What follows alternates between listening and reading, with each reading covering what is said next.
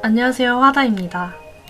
싸이월드 시대를 지나서 이제 페이스북, 인스타, 유튜브까지 오게 되면서 요즘 디자인 없이는 글 하나도 올리기가 힘든 세상이 됐는데요. 그래서인지 이제 취미로 디자인을 하시는 분들도 굉장히 많이 계시더라고요.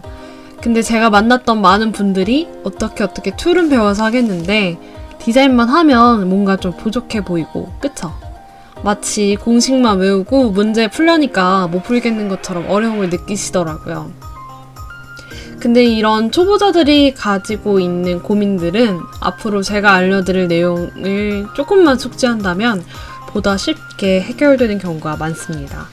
그래서 오늘 여러분들께 알려드릴 내용은 아주 정말 기본적인 타이포그라피 이론입니다. 타이포그라피 이론이라고 하니까 되게 어려워 보이는데요. 있어 보이려고 말하는 건 아니고요. 보통 줄여서 타이포라고 부르는데 단순하게 말해서 문자를 배열하는 방법입니다. 그래서 우리가 레고를 조립하려면 일단 박스 뜯고 어떤 레고 있는지 설명서랑 같이 비교해보면서 파악을 하죠. 그런 것처럼 문자를 배열하는데도 어떤 글자가 있는지를 알아야 어떻게 조립할지가 나오겠죠? 글자를 구성하고 있는 요소들에 대해서 한번 알아볼게요. 영문 글자들 한번 볼까요? 복잡하다. 오늘은 시작이니까 자세한 건 다음에 다시 알아보기로 하고 필요한 부분만 정리해드릴게요. 영문은 아래 기준선 기준으로 정렬이 되어 있고요. 기준선보다 아래로 뻗어나온 부분들은 디센더, 윗선보다 위로 뻗어나온 부분들을 어센더라고 합니다. 글자 속 막힌 공간들은 속공간이라는 이름을 가지고 있어요.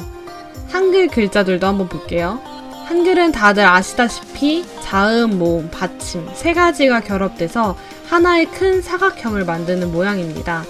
최근에는 이 사각형 영역을 다소 줄여서 직사각형 모양으로 만드는 것이 조금 더 세련된 타이포그라피 뽑는 방법이라고 많이들 사용하시는데요.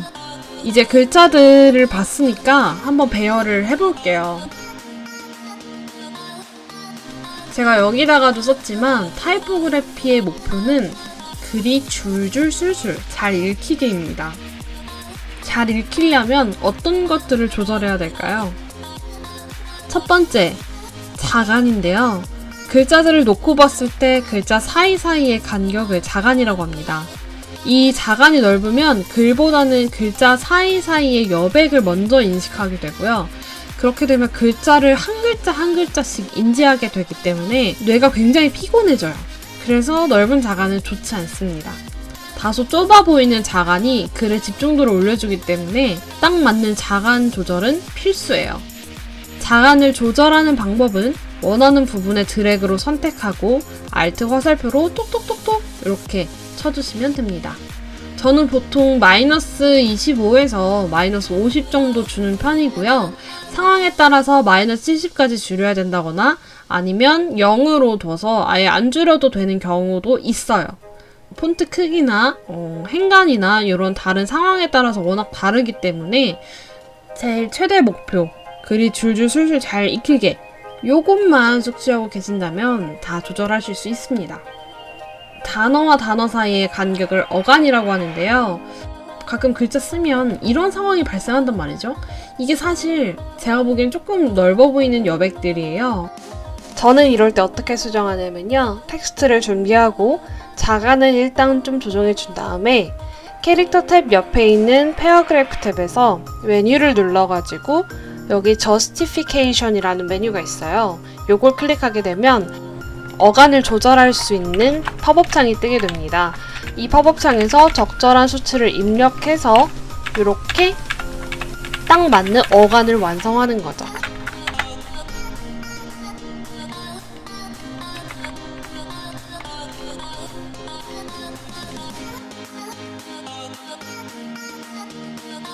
글자를 모아 한 줄이 되었을 때를 글줄이라고 우리가 부르는데요. 이 글줄 사이의 간격을 행간이라고 합니다. 행간이 너무 넓으면 글을 읽다가 다음 줄로 넘어갔는데 글이 없네? 밑에 있네? 이렇게 되기 때문에 뇌가 굉장히 피곤해져요. 자간이 넓었을 때랑 똑같죠. 그리고 행간이 좁으면 이렇게 보시다시피 글이 읽히지 않습니다. 자간과 함께 글자 사이의 여백을 구성하는 만큼 적당한 간격이 필수인데요. 이것도 어렵게 생각하실 건 아니고 말 그대로 글줄이 잘 보이게 조정해 주시면 됩니다. 글줄을 이렇게 도식화해보면 이런 모양인데요. 이 줄들이 하나하나 잘 보이게 이렇게 잘 배치해 주시면 됩니다.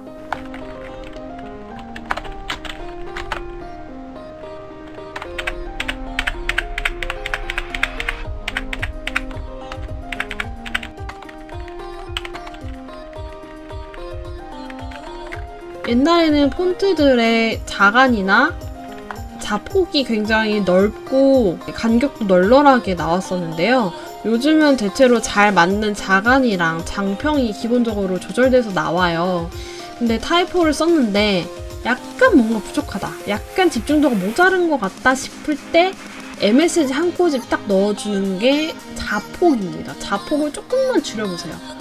적당히 조절된 자간에 자폭을 95나 98 정도로 살짝만 조절해주면 보다 더 집중도 있는 타이포를 뽑아낼 수 있습니다. 근데 너무 눌린 직사각형이 되지 않게 꼭 조심하셔야 되고요. 이런 디자인 폰트들은 조절하지 않는 게 나은 것 같기도 해요. 글이 이제 슬슬 줄줄 잘 읽혀가지고 목표를 완수했다면 이제 글자들을 꾸미는 것에는 어떤 게 있는지 한번 알아볼까요? 폰트 페이스는 우리가 흔히 말하는 폰트, 글꼴을 뜻합니다. 영문에서는 이게 세리프인데 여기 있는 세리프 서체, 없는 산세리프 서체로 나뉘고요. 이런 폰트들이 대중적으로 쓰입니다. 그리고 한글 같은 경우에는 세리프 서체랑 비슷한 명조체, 산세리프 서체랑 비슷한 고딕체가 있고요. 폰트 패밀리는 같은 얼굴인데 조금씩 다른 서체들의 묶음을 말합니다. 그래서 제일 얇은 핀부터 제일 굵은 블랙까지 보통 굵기가 차이가 있는 경우가 많고요. 컨덴스드라고 짜부된 애들, 그리고 이탈릭 서체처럼 이렇게 기울어져 있는 애들, 그리고 라운디드라고 해서 끝이 둥근 서체들, 이런 서체들이 많고요. 이런 헬베티카 이런 서체들에서 이렇게 다양한 폰트 패밀리들을 볼 수 있어요. 주로 제목에는 볼드가 많이 쓰이고요. 본문에는 라이트부터 레귤러를 많이 씁니다. 근데 딱 제목에는 볼드다라고 얘기를 하긴 하지만 라이트도 쓸 수는 있는 게 폰트를 이제 키우면 폰트를 구성하는 라인 자체가 굉장히 굵어지거든요. 그래서 이러면 너무 무거워져요. 이럴 경우에 무게를 좀 줄이기 위해서 폰트를 라이트나 레귤러로 조절하는 경우도 있어요. 딱 정답이 있는 게 아니기 때문에 그때그때 비율이나 레이아웃 이런 걸 참고 감안해서 항상 조절하셔야 된다는 거 잊지 마시고요. 지금까지 글자의 구성 요소랑 글자를 배열하는 법에 대해서 알려드렸는데요. 타이포그래피는 앞서 말씀드렸다시피 딱 정해진 값이 있다기보다는 유동적이기 때문에 연습을 통해서 더 나은 배열을 할 수 있도록 계속 연습하셔야 돼요. 그런 의미에서 실습을 해볼 수 있는 제가 꿀 사이트 하나 소개해드리려고 합니다. 커닝을 연습해볼 수 있는 곳인데요.